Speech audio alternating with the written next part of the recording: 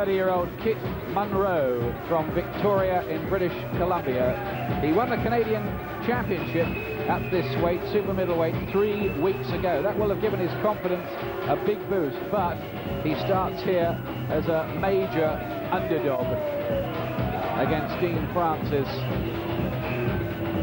Won 8 and lost 1 so far, but the defeat was a 5th round stoppage against a 38-year-old in Calgary last year. So I suspect he's quite tough and rugged, but your best bet is that he might be a bit limited, Glenn, but we don't know. No, you would think that would be right, but really on the form that Dean Francis was in against Cornelius Carr, he was excellent. But I think the danger is that he's not up as much for this fight. It's not a more demanding a fight, so he might not just get his mind right. There is Dean Francis. Well, he was really up for that brilliant performance against Cornelius Carr last time. Easily the best performance of his career, that was. Did something to Carr that Steve Collins couldn't do. Stopped him in 7 rounds. He's about to enter the arena. Let's go back to our MC, Mike Goodall. And now, ladies and gentlemen, the current WBO Intercontinental Champion, Basingstoke, Dean Francis! Very pleasant young man and very dedicated as well. That's the championship belt that he holds at the moment, the WBO Inter-Continental Super Middleweight Championship. It's a bit of a mouthful, isn't it? But he'll be hoping for more significant belts than that pretty soon, because his next fight is due to be against the British champion David Starry. Starry beat Dean Francis when they were amateurs, but I know Dean feels that the professional game is far more suited to his talents. Still only 23, and his performance last time when he did beat the established top flight performer Cornelius Carr was genuinely exciting. Yes, he was very, very good against Carr. Hit very hard. His jab was excellent in that fight. He looked so very, very sharp, and really he's got to be in that sort of form tonight. He can't afford any slip-ups. Francis, the younger man, by 7 years here. He's a bit taller as well and has a slight reach advantage too. The weight, both of them were a little over at the first time of asking. That could have been the scales. They easily got down inside the limit. Francis has actually had more fights, though he's still a comparative rookie in the professional business. Munroe turned professional pretty late in 1993, so Francis has got some more rounds. His fights have lasted a wee bit longer so far, but Munroe probably been in a lot of short ones, scheduled short fights. Bigger knockout percentage for Francis by a long way. The rules here: mandatory 8 count, no standing 8. 3 knockdown rule will be in effect. Only the ref can stop it, and the bell will save a fighter only in the last round. Ladies and gentlemen, this contest is sanctioned and conducted under the rules of the WBO, and the officials appointed for this contest by the WBO, the supervisor in charge, Mr. Simon Block, Assistant General Secretary of the British Boxing Board of Control. The steward in charge this evening, Mr. Ken Honeyball. The timekeeper is Mr. Peter McCann. The judges sat at ringside, Mr. Larry O'Connell from Kent, Mr. Richie Davis and Mr. Roy Francis, both from London. Then the referee in charge of the action this evening, one of Britain's leading star referees, Mr. Paul Thomas from Derby. Ladies and gentlemen, live and exclusive on Sky Sports and ringside on the road from Rivermead Leisure Centre in Reading, it's Big Fight Time, promoted by Frank Warren for Sports Network Europe in association with Chris Sanagar, who proudly presents a contest of 12 3-minute rounds to decide the WBO Intercontinental Super Middleweight Championship between introducing the boxers. Firstly, coming from the red corner, wearing the black trunks, he comes from Victoria in British Columbia in Canada. As a professional, he has had 9 contests, 8 wins, 3 wins coming by way of KO with 1 loss. He scaled in at the 12 stone exactly and comes to the ring as the Canadian super middleweight champion. Would you please welcome the challenger for the title tonight, Kit Munroe.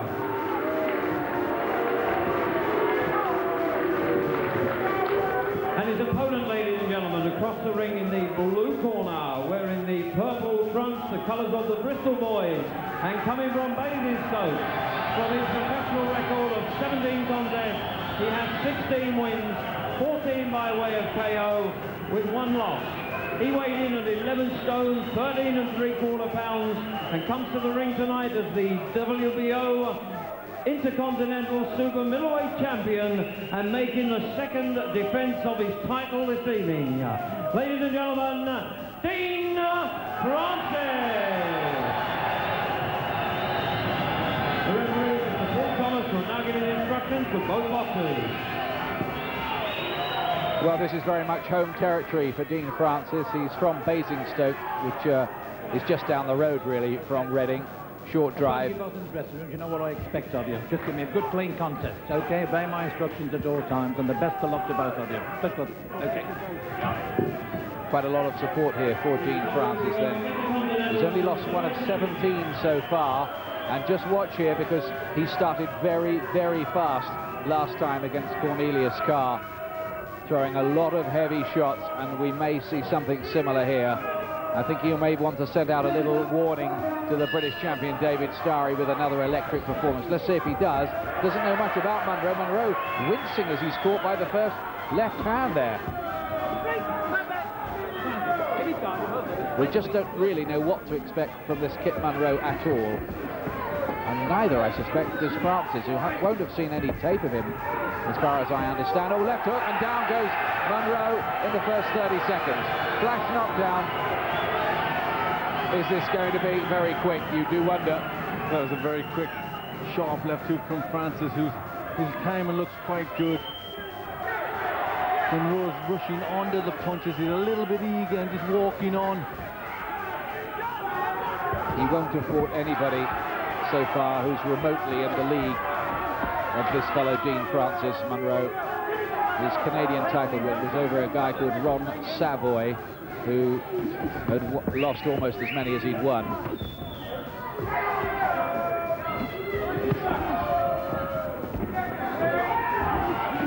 Oh, left hand, and down goes Francis. Wow. How about this? Well, Dean Francis is floored for the first time. 2 good punches there, the right and the left hook. That will have given Munroe a lot of confidence. And Francis now knows that he has a fight on his hands here, taken by surprise, breathing heavily, doesn't look too steady and is disorganized. Well, this will be an absolute nightmare for Dean Francis if he was to be derailed here, but it could happen. But Munroe really is going forward very quick, closing the distance now, pushing Francis on the back foot, catching Francis with the right hand there. Francis looking a bit sloppy defensively. He's wincing all the time, Kit Munroe. I don't know whether there's something wrong there. It was from very early on in the contest. Maybe just a little idiosyncrasy of his. We'll see as this develops. And the jab almost put him down there. He nearly touched down with the glove, Munroe. Both of them on the floor in this first round.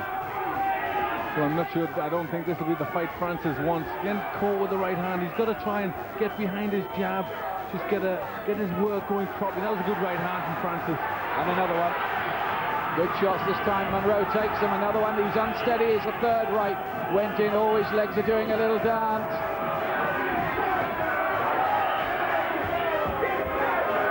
Well, Francis, I think, just slightly undermotivated maybe for the contest and left himself open. A bit careless. And now he's beginning to find the punches, and Munroe is down again.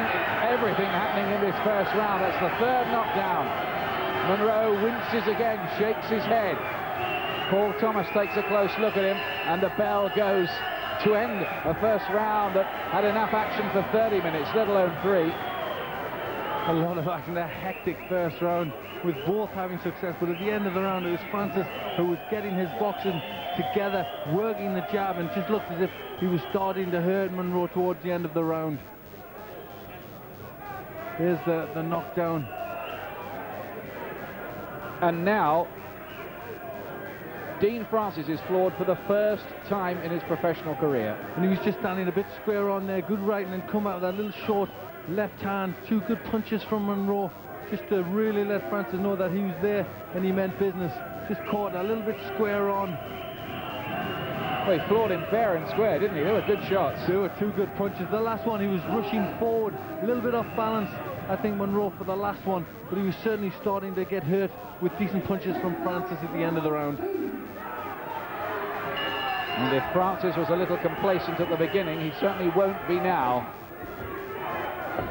Round two, Dean Francis, big hope for Britain in this division. There are a few of them in the purple trunks. Another left hand, but then the countering right was a great shot. Munroe very unsteady, and he may be stopped here. Paul Thomas looks very, very carefully at him before letting him continue.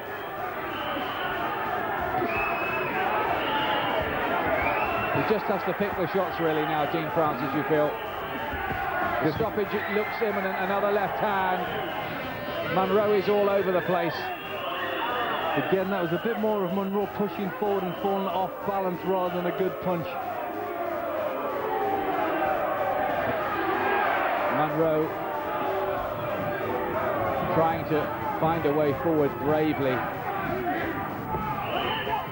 But Dean Francis now is beginning to pick him apart. Left hand right through the middle, and another one. And there he goes down again, and this time it's stopped without a count.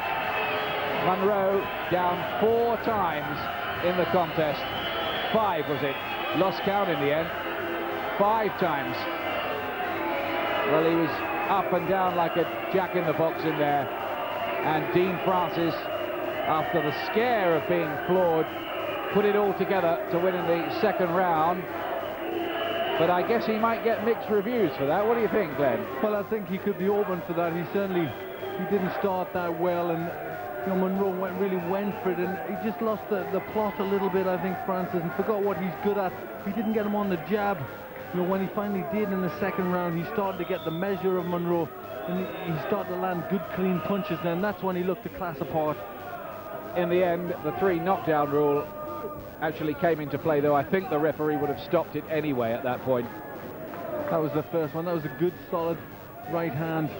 This one, Munroe's just lurching forward a little bit, just throwing himself up balance. Gets caught around the back of the head, but I think it was a little bit more of his own momentum that fell him forward there, rather than a good, powerful punch. And just to underline the rule for non-connoisseurs, if a fighter goes down under WBO rules 3 times in the round, the fight is automatically stopped, which it was.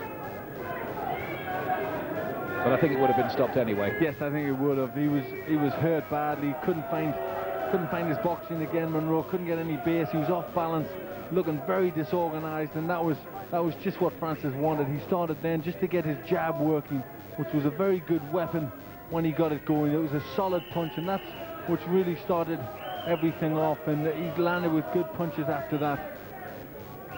Well, Dean Francis has his win, but the supporters that have travelled to see him here from down the road in Basingstoke had their hearts in their mouths at one point. Ladies and gentlemen, after 1 minute and 14 seconds of round 2, the referee stops the contest under the 3 knockdown rule. The winner, Dean Francis, and still WBO Super Middleweight Champion. Well, it only lasted 4 minutes and 14 seconds, but they certainly packed a few incidents into that. Dean Francis, that was the 9th time in 18 contests that he's won inside 3 rounds, by the way. Big puncher, Kit Munroe. Well, nobody can say that he came here just to lie down and pick up his pay packet. Given in charge, Mr. Ken Honeyballs, to present the championship belt with the supervisor, Mr. Simon belt Block, around Dean to Francis' the waist. WBO Intercontinental Super Middleweight Champion, Dean Francis. That's his second defence of the title. A few words from Simon Block from the British Boxing Board of Control. Those fans are happy. But as an audition for the David Starry fight, the verdict is what, do you think, Glenn? Well, I think overall it was a good performance from Francis. That was a little scare, which I think will just serve to make him realise, you know, he's got to be on top condition, top mental form every time he goes in the ring. And even if the opponent isn't as highly regarded, he's still got to be up for it, and he's still got to go about his work right.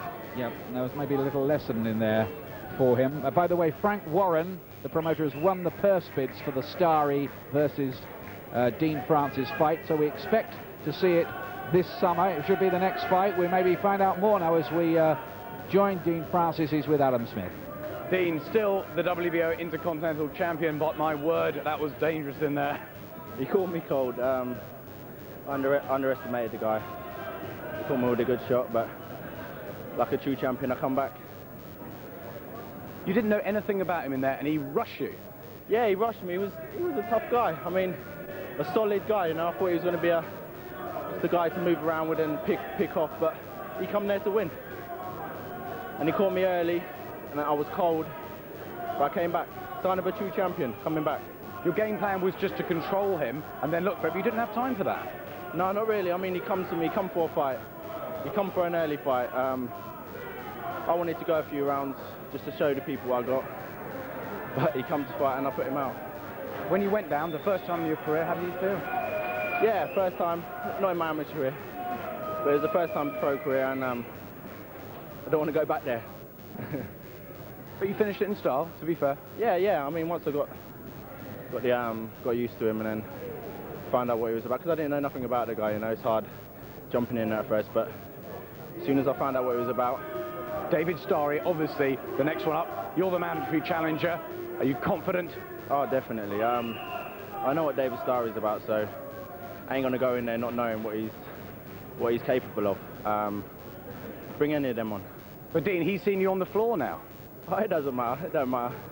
Sign of a good champion, getting up off the floor and winning. Sign of a true champion. We'd be very, very motivated and trained up for that one. Oh, definitely. I mean, I train like a madman. Believe me. I mean, it's hard to get motivated when you don't know who you're fighting.